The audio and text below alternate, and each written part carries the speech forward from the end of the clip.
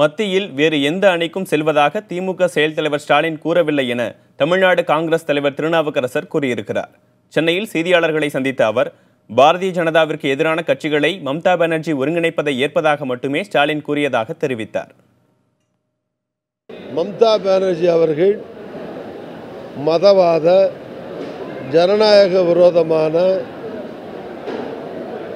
மத்திய பிஜேபி அரசை அகற்ற, மோடியை அகற்ற மாநில கட்சிகளை எல்லாம் ஒருங்கிணைக்கிறார்.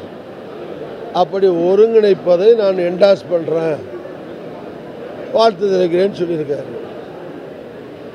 அவர் வேற எந்த அணிக்கும் போகிறேன்லாம் சொல்லலை. அது 2வது அணி 3வது அணின்னு பேசலை. காங்கிரஸை விட்டு போகிறேன்னு சொல்லலை.